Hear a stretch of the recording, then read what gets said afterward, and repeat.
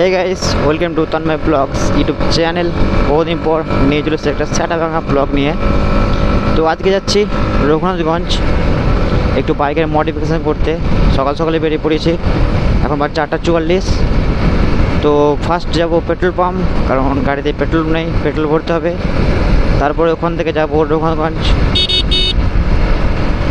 কারণ বাইকে একটু মডিফিকেশান করা মানে অনেকদিন তো ড্রিম ছিল, তো ইচ্ছে ছিল, সেগুলো পূর্ণ হয়নি। কারণ যে টাকাটা পাই সেই টাকাটা থেকেই জমিয়ে জমিয়ে এই জিনিসটা পূর্ণ করতে চলেছি।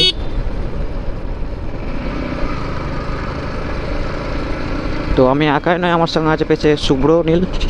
তো আমি যেখানেই যাই খুব বেশিরভাগই সময় তাকে নিয়ে যাই। One eternity later. ভাই রিয়াকশন রিয়াকশন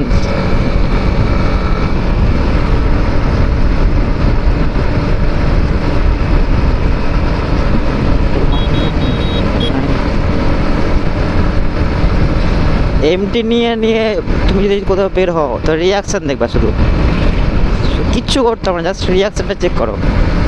নেহাত আমার ফোন এর ক্যামেরার অতটা ভালো নয়, না তোমাকে অনেকটা মানে চোখের সামনে যে রিয়াকশান দেখছে না, ক্যামেরার মাধ্যমে ঠিক দেখাতে পারছি না। যদি ঠিকঠাকভাবে ক্যামেরা আমার গোপ্রো হতো না, রিয়াকশান তোমাকে দেখাতাম। তো অলরেডি পেট্রোল চলে এসেছি, এখানে পেট্রোলটা ভরি, তারপরে তোমার সাথে কথা বলছি। A few moments later. Already এখান থেকে পেট্রোল ভরলাম, তারপরে বেরিয়ে পড়লাম আমাদের মেন যেখানে যাওয়ার আজকে প্ল্যান চলছে। যাই না আর এখন অত্যাধিক হারে ভাই এটা কি হচ্ছে, মানে কিছু বলার নেই, যে যেদিকে পারছে। আর আমার একটা হেলমেটটা একটু প্রবলেম করছে, কারণ যে লকটা থাকে না বারবার ডাউন হচ্ছে, লুয়ে যাচ্ছে, টাইট করার চেষ্টা করছে তাও ডাউন হচ্ছে। তো দেখা যাক আজকে ব্লগটা কেমন বানাতে হচ্ছে বা কেমন হয়। আর ব্লগে আমার ঠিকঠাকভাবে ভিউ মানে তোমরা সাপোর্ট করছো না, কারণ একটা ভিডিও ছাড়ি সেখানে আমার মাত্র 80টা বা 70টা এরকমভাবে ভিউ আসছে। তো কি মানে কিছু বলার নেই, কি বলবো। আর যা গরম পড়েছে না, হেলমেটের ভিতরে এখন আমার যা অবস্থা কিছু বলার তোমাদেরকে বলে বোঝাতে পারবো না যে হেলমেটের ভিতরে আমার অবস্থা কি। জাস্ট বাড়ি থেকে আধ ঘন্টা হলো বের হয়েছি, তাও তো আজকে একটু রোদের টেম্পারটা কম। দেখছো কাকা, রিয়াকশন দেখো, রিয়াকশন এখানে রিয়াকশন দেখো, চেক কর।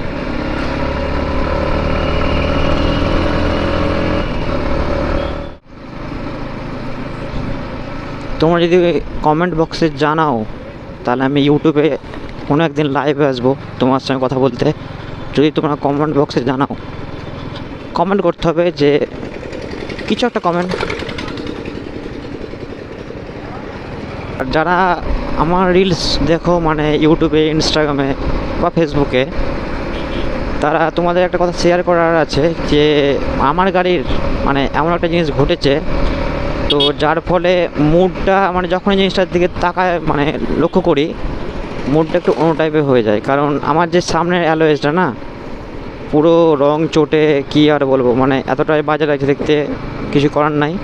তো জানি না কীভাবে কী হলো, রংটা চটলো কীভাবে, কেন কিচ্ছু বুঝতে পারলাম না। হঠাৎ একদিন লক্ষ্য করলাম, মানে আমাকে একটা ফ্রেন্ড বললো যে তোর সামনে অ্যালয়ে কী হয়েছে, তো যার ফলে মুডটা পুরো চেঞ্জ হয়ে গেল, কী আর বলবো।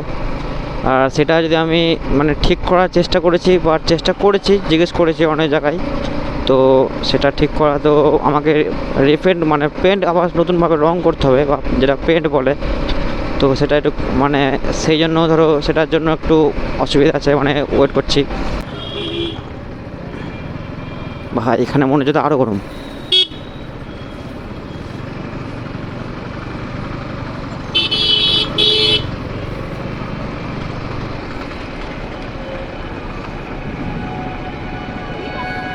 এদিকে চলে যাচ্ছে মালদা, আর এদিকে যাচ্ছে বহরমপুর, আর আমরা যাব সামনে। যদি কাউরের মালদা বহরমপুর যেতে চাই ইচ্ছুক, তোমরা অলরেডি চলেছো। ইতিমধ্যে আমাদের সিগন্যাল হয়ে গেছে।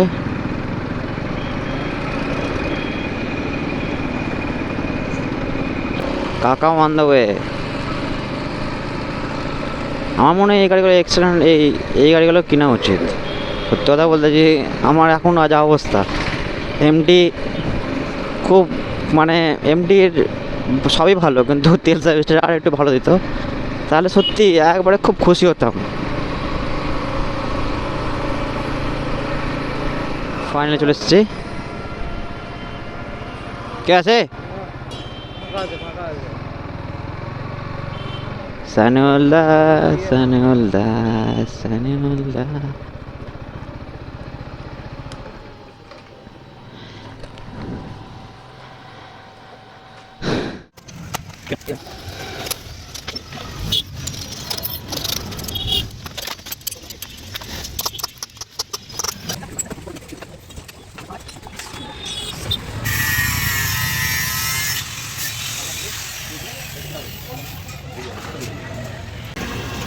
So guys, this is the final look modification করার পর। তো এইটা আর এটা টোটাল আমাকে 800 টাকা পড়লো, আর লেবার চার্জ তো আছে। বড় করবো না আর, এখানে ভিডিওটা শেষ করছি। যারা এই ব্লগটা ভালো লেগে থাকে, লাইক, কমেন্ট অ্যান্ড সাবস্ক্রাইব। দেখা হচ্ছে আরেকটা নেক্সট একটা ব্লগে।